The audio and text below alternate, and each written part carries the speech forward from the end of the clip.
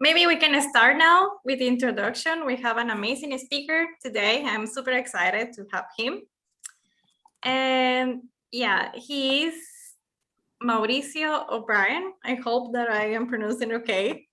He is the head of regional development at European Crowdfunding Network, and he acts as like an institutional relationship advisor in this organization, European projects, linking into civic crowdfunding, social innovation, and rural development.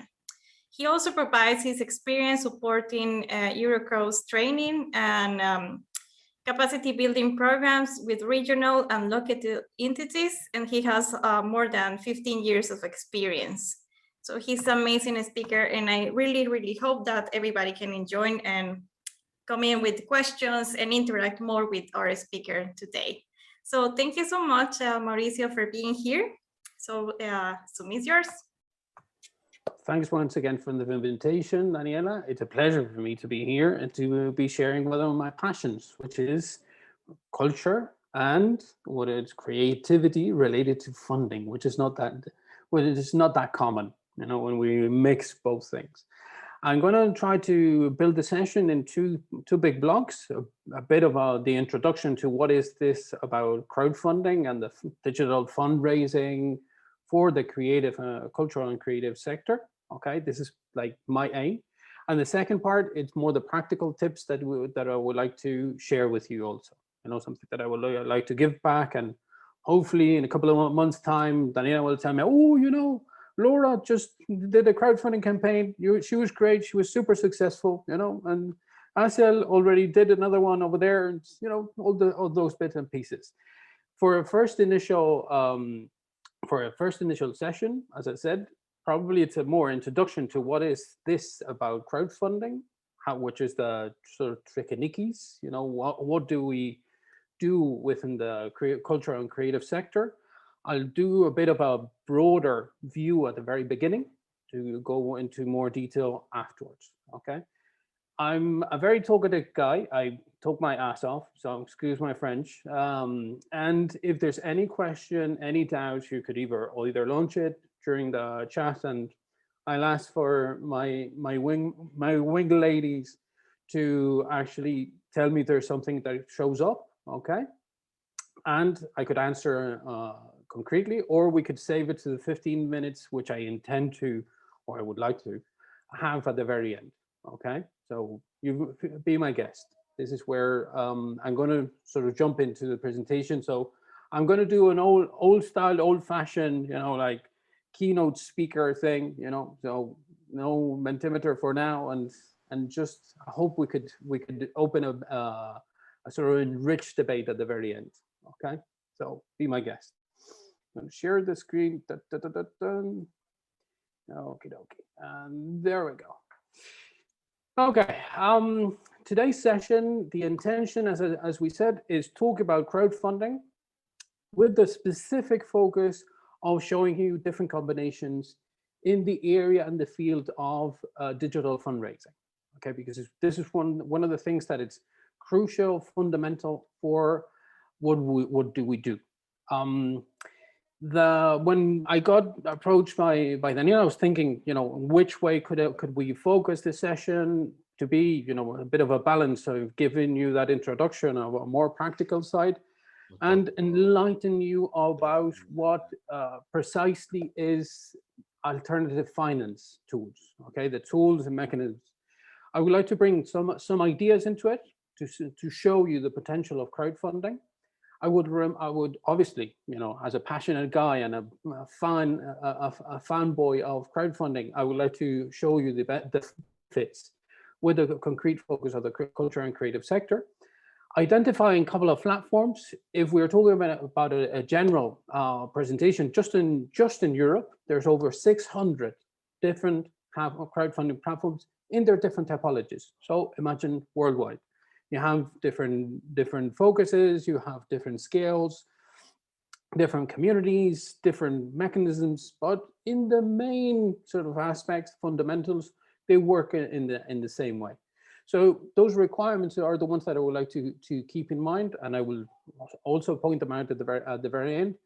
And you'll see that I'll try to maximize as much as I can the communication side of funding and this actual tool, because it's very transversal. When we were talking about crowdfunding and we were talking about delivering a campaign, it's not just about the money, okay? It's about an exercise of, I always call it like a holy trinity, and I don't want to go up too early on the topic. For those ones who are aware about what crowdfunding is, and nowadays it's already a trend. It's been over, it's a young market that it has 10 years old, that's up and running and it's working out. If you think about it, it's part of the sharing economy. It's one of those things that it takes something that is analog, a service that it's analog, and brings it into the digital world, and how it's being implemented. When we talk about that collective finance or funding yourselves thanks to the crowd, it's something that we could go back in all bygone decades, and we could find different examples related probably to more civic crowdfunding, like to those things that are related to society, the combination, at first. One of the cases that it has been pointed out in history of crowdfunding, it is the actual case of the Statue of Liberty. This is one of those old-fashioned stories. It's not crowdfunding in itself. It's not something new at first. What it is, it's a system in which collectively you fund something. Back in early stages of New York, the Joseph Pulitzer, well-known, famous publisher in the States, raised funds for the actual pedestal of the Statue of Liberty. And there was a friction in between what he wanted, and they were fighting for having the actual Statue of Liberty in place and in whatever state in the States. The French, I don't know if you will know it, the French gave it as a present, or like sort of an homage of their independence. And this is where they were fighting to put it somewhere in the coast of the States. And finally was New York. And it wasn't because of the state actually put the money into it, is because collectively they decided to fund it. And this is one of the examples, which is considered old-fashioned crowdfunding, in which there was something in return, by a small donation, a small support, economical support, you get something back apart from your good deeds, what it is itself. But this is the sort of old style idea. What happens when it goes digital? As I said, we are what we've been raised in the digital world, thanks to cyberspace. Crowdfunding has been or is sort of well known for a practice in which a large number of people gives a small amount of money, providing finance through a digital to a project through a digital platform, using the internet as a vehicle. Understanding that we have platforms, we have those portals, we have those websites presenting the projects, we have a well-known sort of established community around any topic, whatever it is, okay, whatever it could be, you will find it in the internet. So you have different sort of pieces of the puzzle. After this, you may question, yes, but Mauri, what do you do? Who you are? I'm, as Daniela was pointing out, I'm Mauricio Bryan. I'm the responsible in Spain and for the regional development in a European organization that represents, it's a non-profit organization that represents different platforms and public entities and private entities participating in the ecosystem of crowdfunding, okay? It's a non-European, as I said, non-profit organization that works as a professional network, okay? We combine our knowledge, we combine research, training, we look for members that want to participate, and we do the representation upon whoever is interested about crowdfunding in a sort of very institutional way somehow. But no, understanding crowdfunding, it is a very, interesting framework to position different tools that could be useful for you. Those cases, and understanding that crowdfunding, I don't know if you're aware, it combines different typologies of crowdfunding. In its name, it combines two big blocks, something that is not alternative, considered alternative, more democratic, more philanthropic. It's related to a non-financial tools, as crowdfunding by donation, which you sort of put an amount of money into a project and just for the social good, for a greater good. You don't expect anything back. You have the cases of the reward, in which you may put money, 5, 10, you name it, and you want something back, at least a thank you, the minimum of a thank you, or a product or a service, or even an experience related to we could say culture. Why not? And on the other side, we have the more understand it as for profit, that you're a business and what you're doing is working a very typical financial tools, in which what you intend is to get a loan from someone. In this case, you have the crowdfunding by lending, in which instead of going to a bank to ask and request for a loan, you go to a platform in which a different amount of people would lend you money for an interest on their side. And last but not least, you would have the equity crowdfunding, in which what you do is, if you have a business that is up and running and your figures are just outstanding, and you are even to create profit, what you do is you give shares of your company, for participating on those benefits. So this is where platforms, there's platforms all over the world in which you could actually work as if you were in the stock market, but instead of working in the stock market, you have a platform in which you're selling your participation. We have to consider then, when we are talking about civic crowdfunding, I did mention out just as we were beginning, there is a fifth tool which I will highlight here in this session, which is the match funding, in which we have public and private entities participating also combinedly and matching up with the crowdfunding campaigns, where they become donors and they work as promoters. But I won't advance as much. To understand what do you do, you will have this presentation after, understanding the form of contribution. It's based on the donation. What do you give back? Okay, give back as a promoter of a campaign. You're launching that campaign out.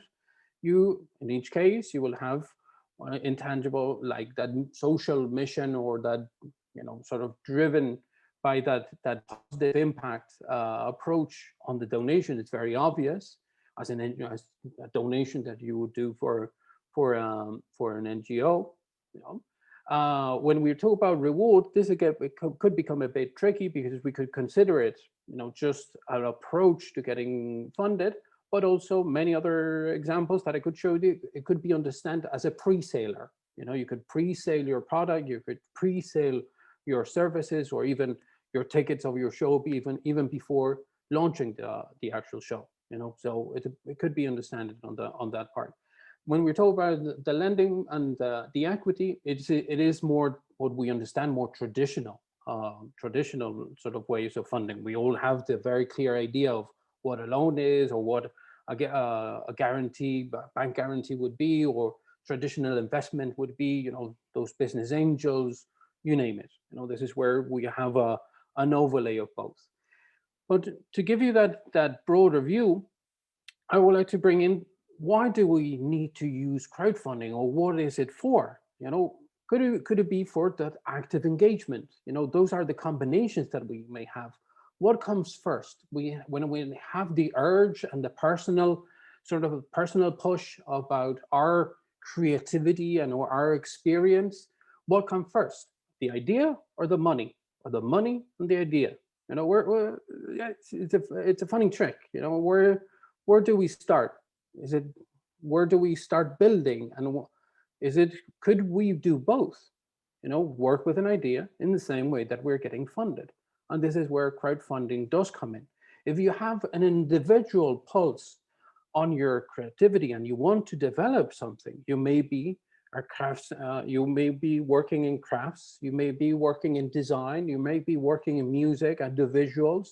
It's, you name it, the film festival, you working in performing arts, whatever you can may think in the cultural and creative sector has that thing of, I am a creator and I'm looking for that engagement with my community, with my public, with that spanning the people I work with.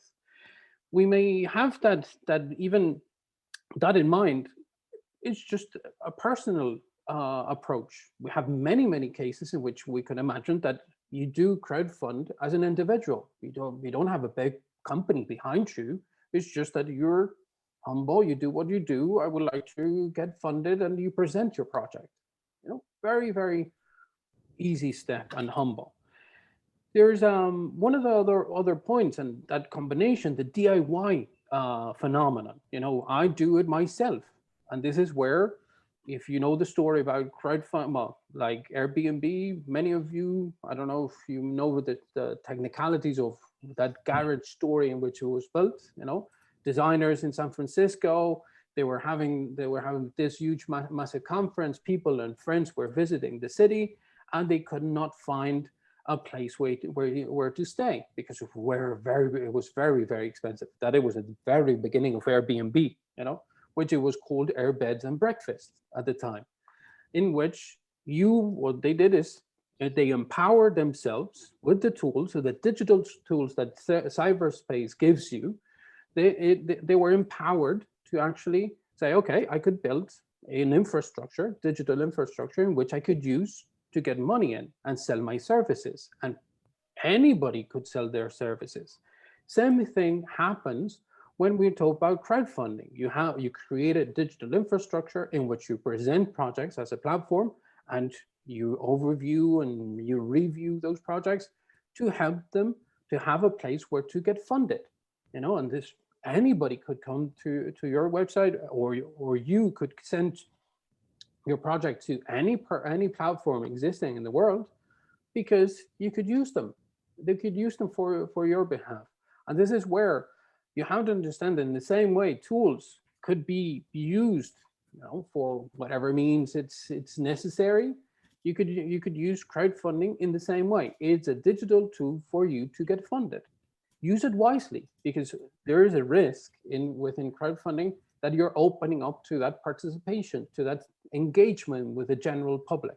And you have to be ready and all set to provide a good image, a good communication, to show your numbers as you've never done before, probably, understanding which are your needs of funding, and you have to understand that is, you have to be wise on how do you use it and when do you use it, in which moment of your entrepreneurship you are. Is it initial stages, or is it up and running for a couple of 1 year or more? Is it, I don't know, you've been up and running for over 5 years, 10 years, and you're going for a scale up? Why not? So you could find many ways. But when you talk about engagement, and when we're talking addressing yourself to a general public, we may feel that in cyberspace that is very abstract, isn't it? And probably the first starting point that you had as a personal entrepreneur, as an entrepreneur in itself, is understanding that crowdfunding, it is based on your circles of trust and confidence. Those circles, the ones that are going to be more obvious and everything stands for, are the fans, the four Fs: your personal funds that you're going to put into your project. You're going to ask your family, which are the ones that are closest to you, the ones that are backing you up no matter what. You have your friends, those ones that you have a few drinks around, and you say, hey, I've got this project and I would like to do it. And the last four, the last F, it's understood as the fools. I'm not so keen on using fools. I'm more on using the word fans, because what you don't know it is that the actual, well, I don't know if you know, is that the actual first digital experience related to the cultural and creative sector for crowdfunding, it was based on the fans. The group Marillion funded their US tour thanks to the collective finance of their American fans. You know, they found out that in 1997 they could arrange and they could gather and they could join in that US tour, and they decided to create a call for those fans to fund the actual tour around the country. Now, this is one of the first cases in 1997, and there's a bit of a debate on national levels, different places in which Aquel motorizado se comió. okay, well, and we could find in the history of crowdfunding different examples, but the Marillion case is always highlighting the effort. That actual first initial sort of drive and push to fund that project, we were saying about which are the needs of a US tour. In this case, they raised over $60,000 dollars, I do believe at the time, to fund that tour around the city. So around the city, around the country. So it's not bad. It's a first exercise. Another sort of key driver upon that figure of the fans and those four Fs is that you're not well, you have to consider that there is a big heavyweight factor and parameter, which is you're looking for funds or you're fundraising collectively as a group, as a community, and therefore crowdfunding is it's a community cohesion exercise. You're engaging with the community. You're opening up to the participation. You're opening up to empower them to take decisions, and not just by saying I like you or I share it. It's that I'm actually giving you money. So we're then once again we're forgetting about us as an ego, as a passive ego, idea that the general public are just going to like me because I'm super fancy or I'm super friendly, But we have to think about what we could do for a general public. Understanding that general public probably, back in those days, we have the figure that it's passive, that in the cultural and creative sector, they're waiting for us just to deliver our show or deliver our products or services, and that's it. We'll show up in the middle of nowhere and we will create this sort of play and without our communication. But nowadays, and when we're talking about cyberspace and we're talking about the digital culture, we're talking about the prosumer. We are producing. We have tribes around us. We have even the same taste on certain topics. We may have this idea that it's the public, it's there, but we have to change it and think about the community. This is where the heavy sort of weight of this image it went viral a couple of years ago. This is a small festival in north part of Spain in a region called Galicia. But what I have to give you the context of this photo, it is a heavy, hardcore, heavy music, rock music in the middle of Galicia, that it gathers around the festival, the type of music, the different groups. It drives the passion of fans. Thousands and thousands of people gather up in that summit. And this guy that has been, raised above that general public, that crowd itself, it's a very symbolic thing. When we're talking about crowdfunding, is everybody around you and who trusts you and who funds you is fun in the same way. This guy, this guy in the Resurrection Festival in Galicia, he was big fan of the group that was playing live, and the crowd itself rise them above and enjoyed the music and enjoyed the festival in the same exact way. This is where crowdfunding comes literally in the same direction, conceptually. You will enjoy your idea, you will enjoy your creativity, but who has to share it and who has to rise you above and literally, lift you is the participation actively in that collective, being engaged with them, understanding their needs, understanding their feelings, understanding that participation, it is crucial for you. And this is where you leave back that passive ego and you participate on the feeling of you're backed up by the community, and nevertheless, one of the first, what is considered the first digital crowdfunding tool in 2000, it was funded 2001, has a lot related to music. The first sort of digital platform in which there's the story said that Kickstarter and Indiegogo took the blueprints out from was Artishare. It was the first recognized fan funding platform related to music, related to those different artists that could even be well known right now. There is even in their CV and who they are and what they do. They mentioned there's more than 30 Grammys, 30 Grammys awards from different artists that participated in their platform. If you want even more information, you'll find it afterwards in the links I'll find you attached. When we are talking about entrepreneurship, and probably is the reason why we're here, when we're trying to develop not just an idea, not just a personal push related to culture or creativity, but we want to develop an enterprise and we want to develop a business model out of it. This is where crowdfunding does help to validate, because you put an idea that probably is not out yet. No, it's not done. You start communicating as you've never done before. You never know. You segment your public because you identify who are the actors around your initiative, which are the sort of needs and what are the challenging parts that you would catch their attention from, and finally, thanks to the support and thanks to the funding, you create your projects, you do it, and this is where it stops.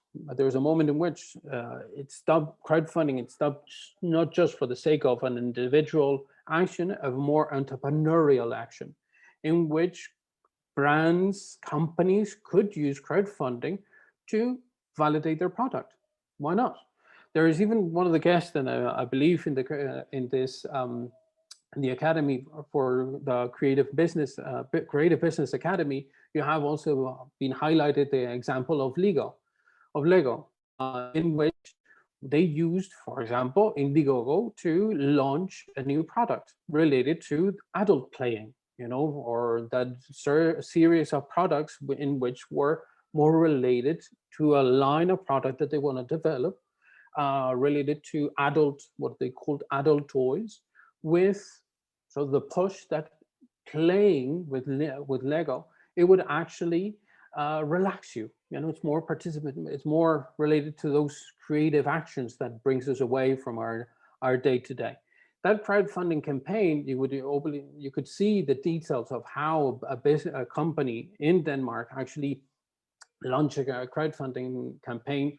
One of many that it could be related to the different crowdfunding industry. We have an example that it did work out, and I'm very fan of Lego when I was a kid. So nevertheless, and even you could understand that opening up to that participation, not just with their money, but also with the ideas that they could bring in, it's also related to one of the fundamental concepts that we may find in internet, that it's crowdsourcing, opening up to that participation through the digital tools. This is where Lego has even launched a platform where people could send their designs, send their ideas, they could get voted and promoted in this case, And the ones that have the most votes and they get validated somehow by the general public, they go into the line of production.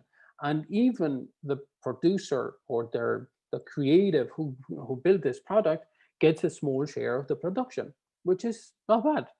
You know, that same idea that we were mentioning, validating, consolidating, communicating, and even producing, it's something that is calling the attention for bigger brands. You know, even Amazon launched a platform in which you could provide ideas, you know, for products. Why not? But one of the other things, understanding crowdfunding, how it works, is a hell of a work. You know, working with campaigns, you have to be well prepared, preparing your objectives, measuring your time energy, which is the time effort that you're going to put, which is the coordination of the different team participating on launching that strategy with its goods and the bads. The greatness about crowdfunding, it is the many results that could be highlighted in different areas and different examples, creative and cultural creative sectors. It is crucial for the crowdfunding industry. They have full support on different specific platforms that I'll highlight later on that relates to this. Even relates to those projects, to individual entrepreneurship, but also to heavyweight legacy and heavyweight history, you know, where heritage belongs to all of us. You know, it's a common good. We could create initiatives related to tourism, related to tours around our heritage and our national legacy. And we have to understand that even the ones that it's at risk of being vanished in that general collective oblivion, it could be reactivated thanks to crowdfunding. Why not? You know, this is where the case of D'Artagnan's, it's a French platform, supports, and it's donation based. It's a bit of a hybrid model in which you have a donation-based reward, donation-based platform, and even equity platform, which is a strange connection.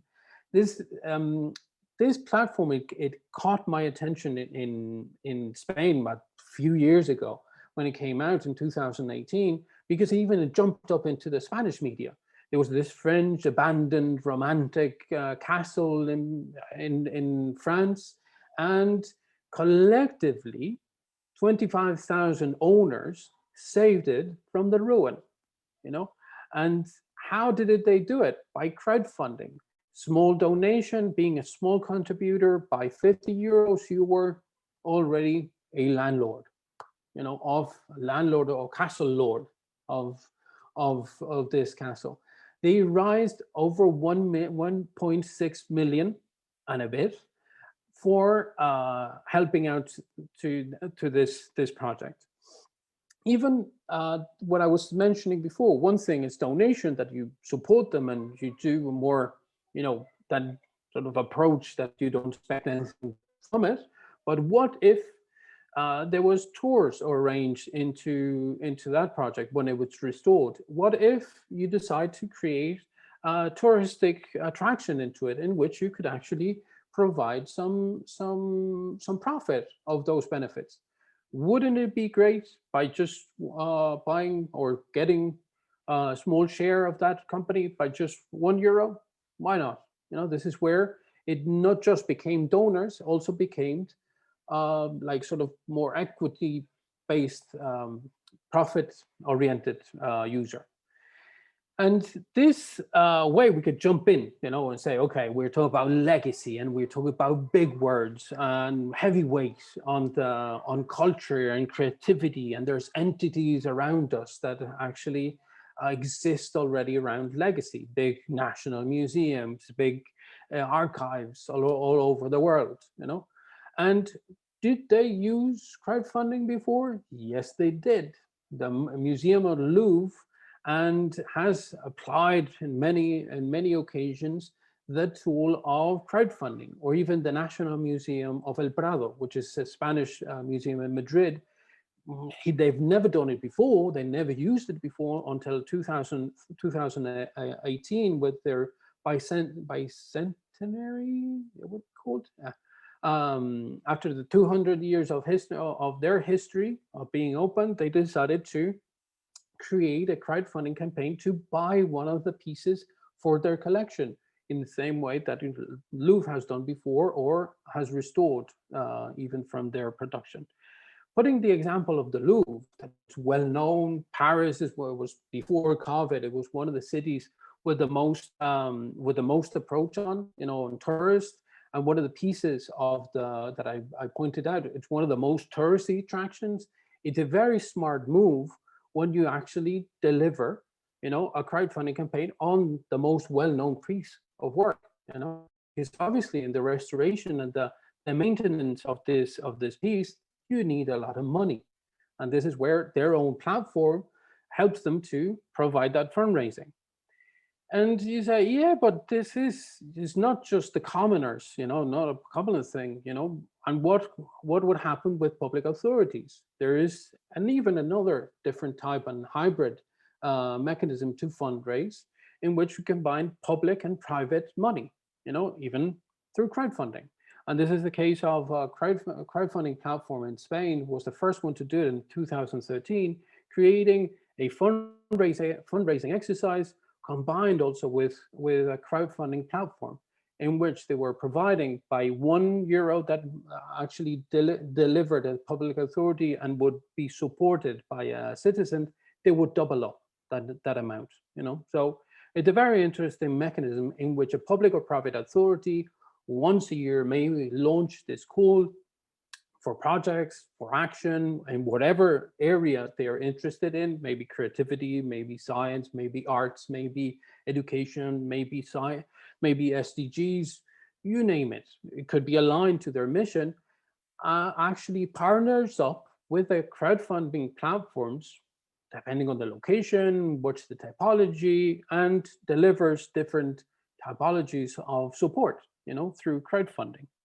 And even it's understood in some of the cases that if you're talking on SDGs, the actual match funding could help to other partners to be successful in their goals. This is where policymaking, and we're talking with public and private authorities, is a sort of bigger game. Okay, it's a bigger challenge. And digital tools could give a solution to those general complex problems that we're facing as a society. We're interconnected. Wherever we are in the world, we have common problems, and we need agile solutions and agile response thanks to those institutions that could actually push that innovative ways of funding. This is where being based in Brussels, there's a lot of going on the European level, working even with financial instruments related to the European Commission to combine it with crowdfunding itself. This morning, I was just mentioning to Daniela before, we presented one of the reports of this year with 22 cases of match funding in 8 different countries in Europe, with this sort of variety of logos around. And if you think how heavyweight it could be, talk about funding and European funding in combination with this, you would question, how do we do it? And this is where we're going into more of the details. The motivations of users and the motivations that you may understand that crowdfunding gives you, it gives you a full tool of transparency. You may feel legit when you're successful, because what you've done is not just a crazy idea, it's something legit. People are backing you up. Solidarity, it is a full blast. And even you would find out that cooperation in between your community, it's been enhanced thanks to crowdfunding. And these 4 pillars, it's not me telling you what I think, it was reflected in one of the first reports that came out from the European Commission, as they saw the potential of crowdfunding really focused in this conscious or unconscious values that were already emerging with crowdfunding. Even in COVID times, has happened that these pillars have been really strengthened. Even the digital platforms did not close due COVID. They were up and standing and helping people to get funded on no matter what issue it was. It was there and it was up and running. To articulate crowdfunding campaigns, and this is where we come to the very, very basics, it is a very easy pillar, okay? It's based on three concepts. The money you're looking for, okay? This is a first idea of what you need and what you're aiming to develop your project. The community that is around you, the people, the followers that you have in social networks, the people you know, the stakeholders that they're around your organization, you name it. And the third pillar would be the communication, which is the effort that you could actually put into it. Because those three elements are interconnected thanks to their objectives, the team that it's arranged, or what are you giving back in return for that funding. This is where you're finding your ways. And when we're talking about cyberspace, you have to think, again, it's very abstract, but I want you to do a small exercise. If I ask you to close your eyes and focus on this image and put your project and yourself in the middle of this cyberspace, which are the elements that you would need to attract those stakeholders, those possible donors, that possible money around your project to actually drive attention, bring him into your idea, into your planet, into your world, and into that spirit. That example, and now if you close your eyes, you can open up again, put your project in the center of all and ask yourself, who's around me? Which is the community? Which other projects are around my project that could be outstanding and that I would have a relationship with, I could ally with, other networks as the one that we are just now, even institutional partners who could support me, that is a heavy weight and could give, like the leverage. So I'm supported by a big institution, or which media partners could help me to actually expand my scope by communicating as one else. We could imagine blogs, we could imagine local newspapers, podcasts, we could imagine YouTube channels, you name it. And the last but not least, it would be also other ways of funding, because crowdfund, it's a combination of different pieces of the puzzle. And I'm not just trying to sell you crowdfunding as a unique and exclusive tool of what it is. It is actually a way of participating on it, on understanding that crowdfunding is transversal. If we think about the traditional mechanisms for funding that we all understand, from those investments, those other funds, grants, securities, or guarantees that you would actually find, or bank financing that we're already more than used to it. Crowdfunding, what it does, not try to eliminate and erase those tools from your map, but it tries to enhance the possible needs and requirements that you would have. Especially on early stage moments, you may use donation, you may use reward. As you're scaling up and you're advancing, and your numbers are not red numbers to the bank, but are black numbers, and you're up and running and going on with it, lending comes in very, very actively. And how equity just builds in that last piece of the puzzle with investments. You're up and running, you're open for the business, and you're doing profit. Why not? And this proposal, and to help also out on how to identify the best crowdfunding platform for me, is just question yourself, which type of money do I need? Which is the model of platform that it would support me? Is it donation, reward, lending, or equity, or is it match funding? Is it a place where I live, where I want to focus on? Is it a local, regional, national, or European or global platform who could give me coverage? Or is it just my topic, it's more general and I go for a general approach? Or is it more vertical? And even if we go into the technicalities, which is their success rate, which is the flat fee that they would apply me. If we were talking about culture and creative industry, how to highlight, for example, an Irish platform that has been up and running for over 10 years, which is funded with a specific focus on the areas and categories related to the culture and creative sector, and they've been up and running, and you'll have the information for it.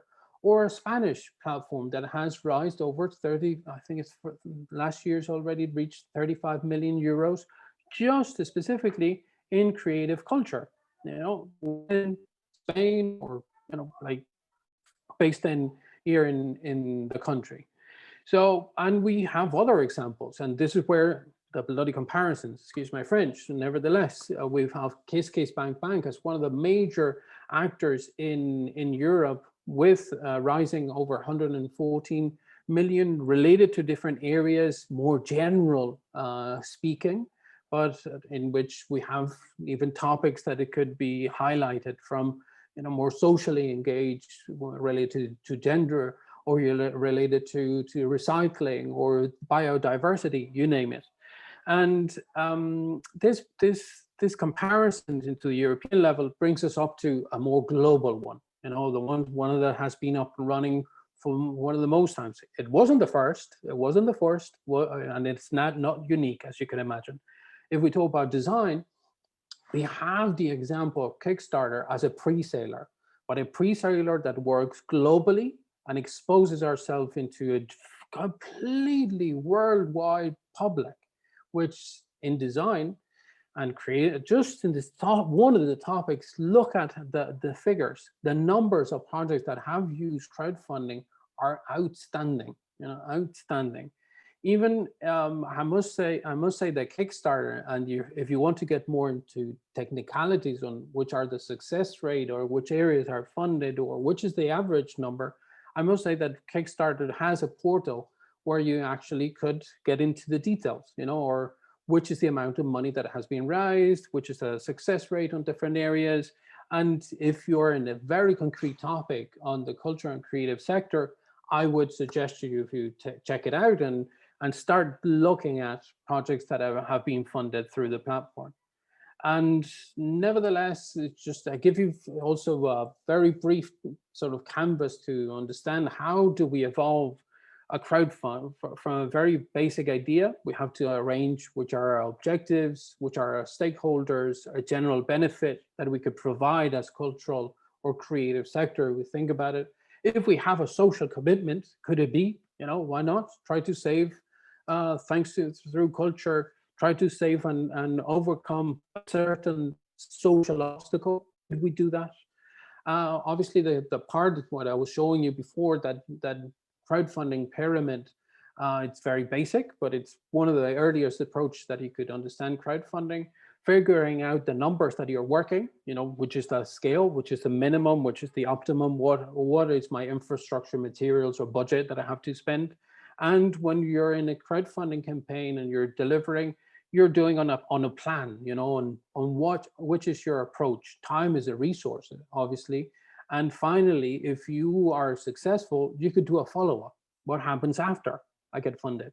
I have a very close relationship with my donors and my backers. I could even, if I'm socially committed, why not bring a topic into it? Anyway, last but not least, open up the mic, or I'll check the chat. Is there anybody there still alive? And we are here, don't worry. So, what do you think? Anybody looking for funding? Yeah, everybody. Actually, it's good opportunity, and we work on that way. But I think the most problem in our case, personal in our case, by the way, sorry, I am Dumitru. Mauricio, nice to meet you. Nice to meet you too, Dimitri. Yeah, in our case, it's when you start locally, you need to prove for your idea or start to show how product will work. After that, you can think about growth your idea. So in that case, crowdfunding system, and especially in our country, isn't work because our country is too tiny and a small one. I'm from Moldova. Yeah. You've told about how to put our product or our service on the global market. I think that's more. Yeah, probably. I've jumped up in different scales, from a very local, concrete action. It could happen in Palestine. There's a crowdfunding in Palestine. You say, wow, very concrete, but it could be very local. This is where you could focus. And don't take me wrong, crowdfunding is not just digital. You could also do it with your crowd around you to validate your idea. You know, so it helps you to also to establish a more speedy up way to what your goal is. You know, reassuring your idea. So I have one question, by the way, right now. If we talked about the services, you think it's good idea to go on the crowdfunding systems or platform for services? You can. This is the way. Crowdfunding, it's being used for anything, you know, from, you know, even for medical tests or for weddings or for, you name it. If we think on the entrepreneurial side of it, we know products work out. You know, we have the clear-cut example of Indiegogo and Kickstarter globally. And we also have, and I also identify in my experience, that you could work with services, your even digital services, in which you give something in return. You know, you may have an experience, you may have a coupon, you may have an amount of hours of using your service specifically for it. You know, this is where the reward, or what you're giving back, where you're giving back for that donation, that support, it's the perception of value. You know, probably if you think about it on a very marketing wise, you could actually say, okay, I could put a reward that actually is a sell. I'm selling something, and I'm doing it. I'm going to do it 30% off. So I have early birds. You know, catching my service as quick as possible, and you just can't get those discounts and that price in my crowdfunding campaign, not in my web, not even in my website. You know, so this is where you push it into the marketing side. Thank you. I have one more question. Thank you very much for answer. By the way, it's a lot of clear information here. You would show a case about the castle when who came 25,000 equity found 1.6 million, yes, for just one castle. If you go into the website, they got tons more castles. That's heavyweight, you know, and that's a lot of money for investment, you know, resale investment. And I think this is win-win situation when you need a lot of money, but you don't have maybe angel investment, and that can be the way how community can help you to support your startup and take 1% of your equity, company equity. But here it's my question: how it works? Juridic by the law? By the law, by the legally. law. Legally. Good question. There is legal frameworks already existing in the Europe. If we're talking about the European level, I must even say and break it through in October, past October 2020, the European Commission has put a law out specifically on lending and equity tools, which all the countries in the member state have to reflect on. So there's a legal framework already standing for those cases to be said. One other thing that comes out from this example of the French castle, probably the amount of money that they receive from elsewhere than from France, it is amazing, you know. Even to point out, one of the examples I showed the funded platform in Ireland. Ireland is a small country. The market is sort of tiny, not much. If I you know, recall the population, maybe there are 5 million. So any Irish in the room could help me out, you know. But what they use and what they mention is the diaspora, the people that it's not actually in the country, that it is helping out in many ways. This is where, once again, Dimitru, your cultural heritage and your knowledge on your territory helps. But the ones that maybe you don't access are the ones that are elsewhere, not in your country, you know, and could be helping out as part of the diaspora. And there's a identity feeling, you know, there's a cultural sort of asset that you're already using, you know, so that could help out to a crowdfunding campaign. So thank you so much. We have more questions. Okay. Yes, Matt, can you go? Yeah, thank you very much. Thank you, Mauricio, for a great talk. So I've heard I contact with a electrical vehicle project in Sweden that Fantastic. used various kinds of services like the one you mentioned. They said Crowdcube was they preferred a lot from Kickstarter. Could you give us a just through The difference, for through- example, the difference in between, well, one standing point, we have Kickstarter is reward-based, reward-based platform, you know, and what you're providing is a reward. The amount of money that you rise with those platforms could vary. And Crowdcube, it's an equity platform, you know, crowdfunding platform. So the type of money and the type of reward that you're giving back. In the first one, it's maybe a product or service and the amount of hours that we're saying. The other one is it's a participation of your profit. So it's more, I'm going to make money, right? There's more that approach. To understand the once again the comparisons, where if we think the overall. Okay, the overall donations, the average donation or the actual campaigns in donation platform in Europe for donation, it's around 6,000 euros, tops average. In reward based, it goes over 15,000 euros average. You know, when we're talking about lending, we're talking about 300,000 euros, which is it's getting there. And when we're talking about equity, we're saying around 500,000 euros. So once again, it's not just the moment in which you use one or the other, it is the amount of money that you're looking for. If you're starting and you don't have even a track record going into an equity platform, they'll say, yeah, but no, right? They'll push you back into that game again. If you get the numbers and you're up and running and you go for a donation and you start with those family, friends, and fools that are already there, you have already a track record. You have some time to develop a prototype. And I know a case, and I was personally involved in assessing that project. There was about electric car sharing fleet, which they crowdfunding the digital tool in which they will run the actual service.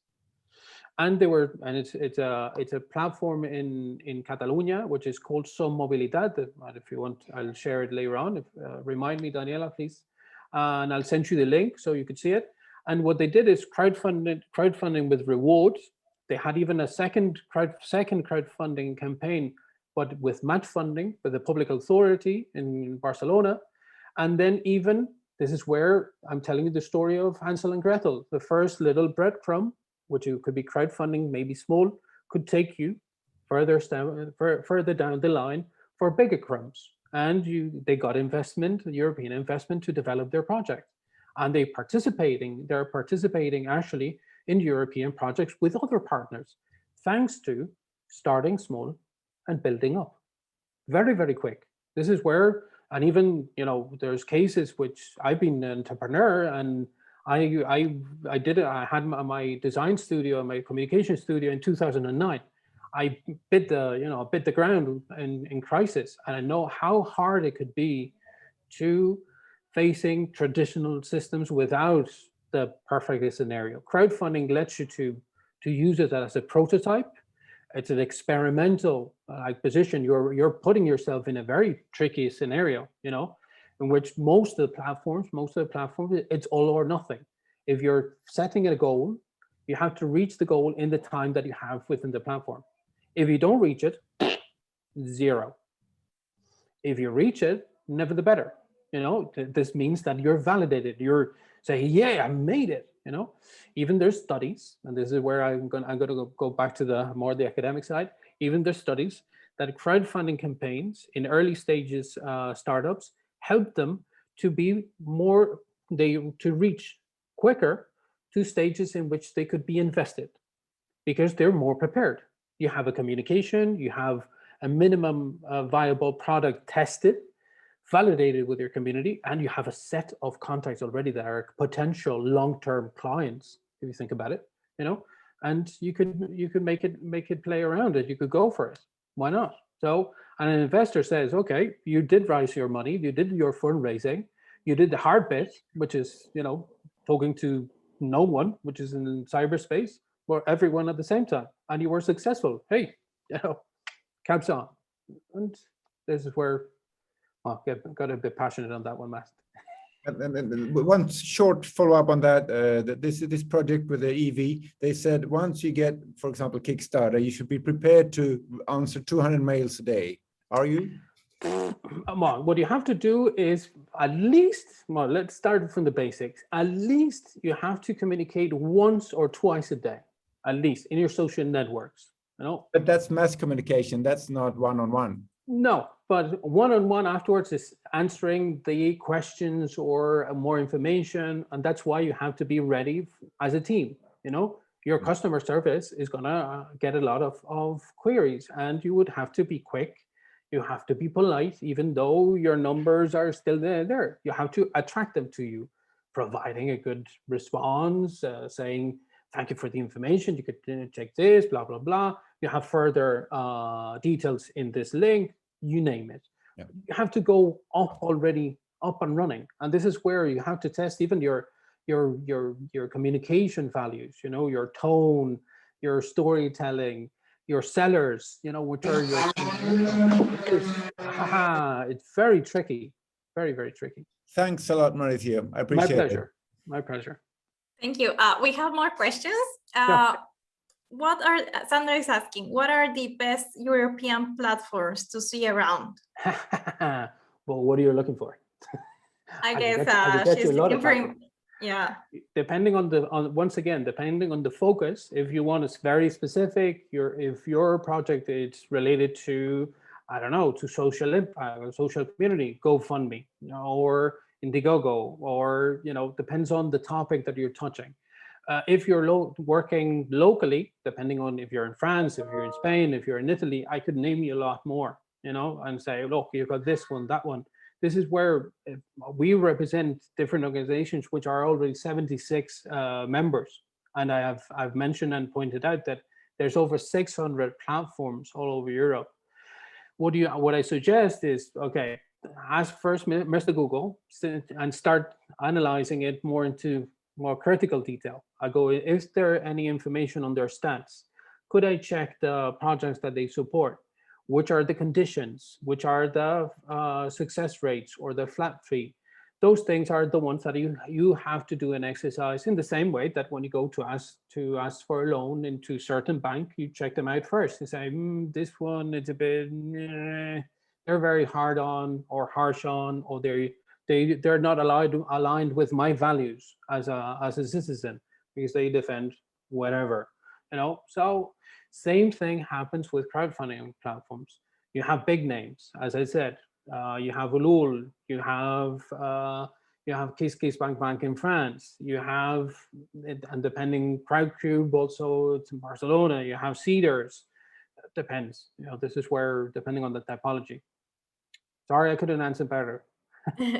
Yeah, I think it's a related question that they're asking, like if you can also recommend a lending crowdfunding platform to understand the rates and the timeframes offered, and if it's any dedicated to social impact crowdfunding platform. Yeah, but this is where once again, each platform has their technicalities, and they will be more than willing to provide you as much information on how does this work.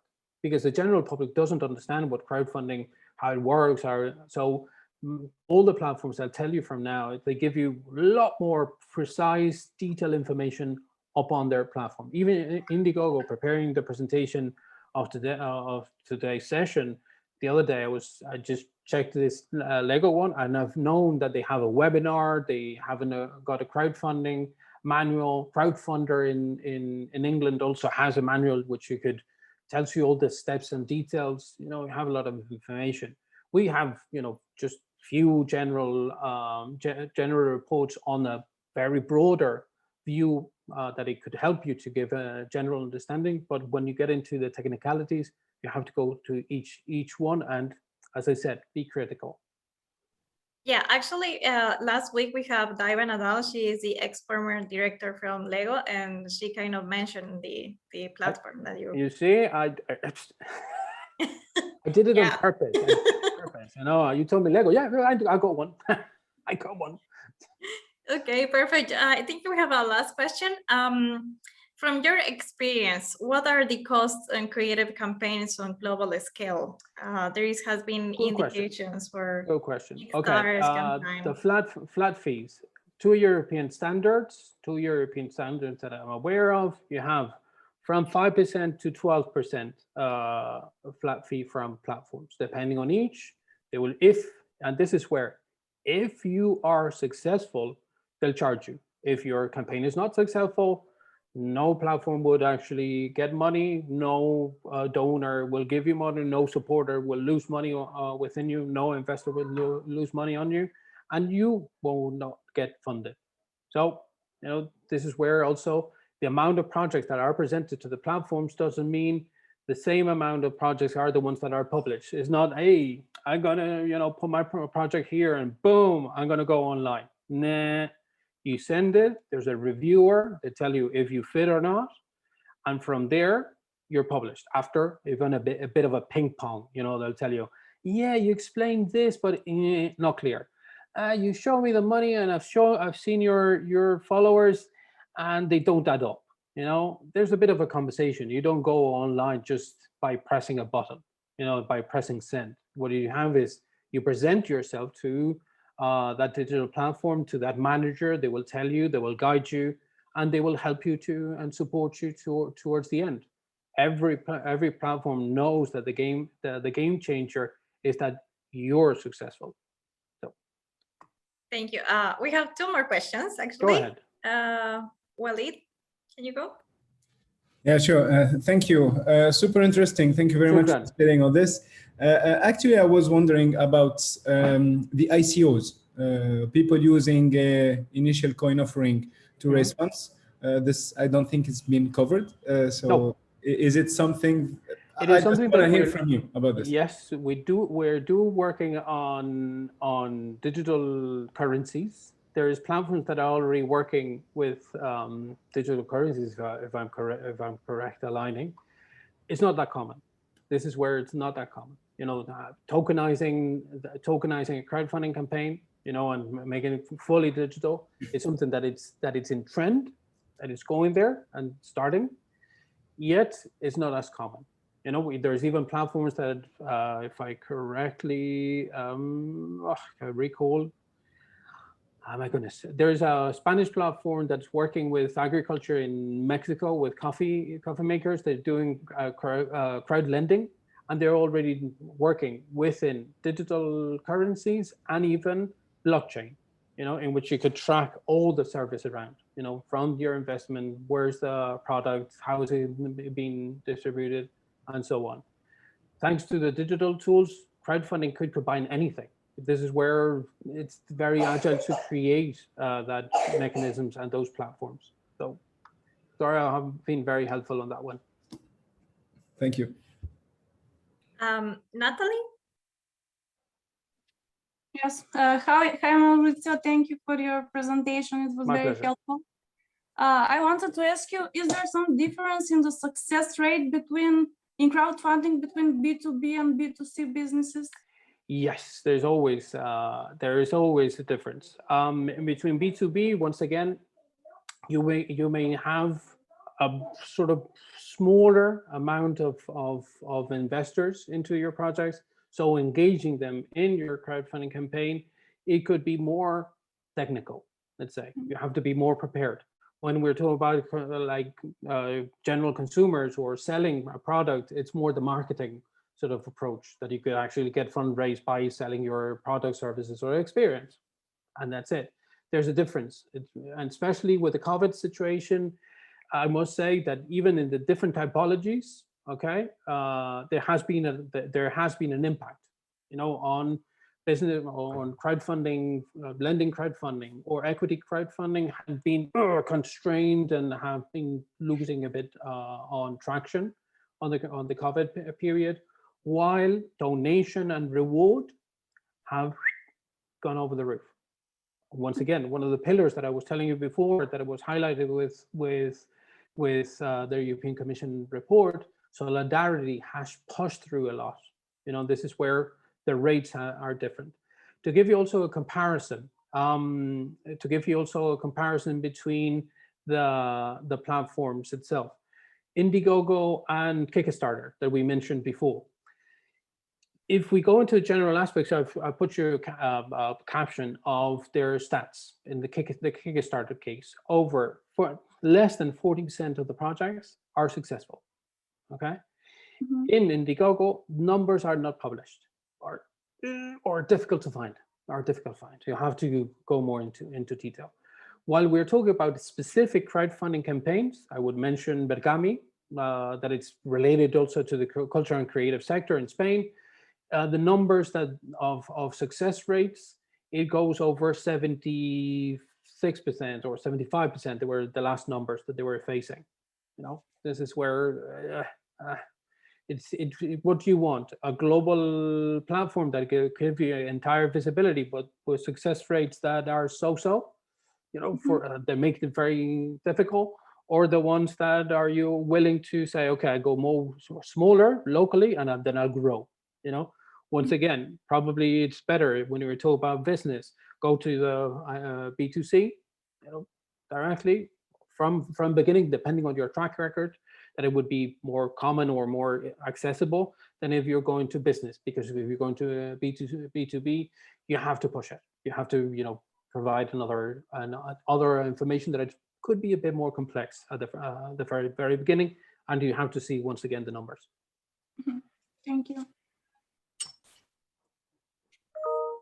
Do we have another question? Yes.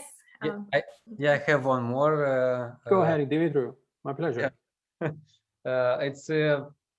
It's matter from what country you post your your request for a platform, or for example, you are from Romania or Moldova. It's counting by. Good question. Good question. I had a friend of mine. It depends on, once again, on the platforms. There is local platforms, even South America, or Central America, that are working and upstanding in Mexico or Costa Rica or Puerto Rico. They're working out, and they have access to platforms depending on their location, because of one of the criteria of selection that the platform applies. When we're talking about European platforms, they're more open to this pan-European relationship. Obviously, when we're talking America, and we're talking that relationship sometimes in between Northern America and Southern America, it's a bit tricky. And in Europe-wise, there's more interconnections. Asia-wise, obviously, they're already hyper connected to different platforms elsewhere. We have examples of Arab crowdfunding platforms. We have Asian specific platforms.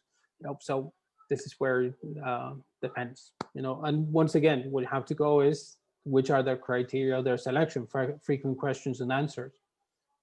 So. Thank you very much. My pleasure, Dimitri. Perfect. I think we don't have another question. So thank you so much, Mauricio. It was super useful, and I think it was really good information from your side. So thank you so much for being part of the Academy, and thank you once again. It was my pleasure once again for the invitation. I hope you enjoyed the ride, even though it was an old style keynote presentation. No, it was really, really great. You take good care, okay? Stay safe, everybody. Thanks very much for everything. I'll send you the information. You'll have my contact. Anything you need, I'll be there. Thanks. Thank you very much. Ciao. Yeah, and I'm going to put all the information. Also, you can already find it in the platform inside the course. So if you want to contact Mauricio, I already post the link in there.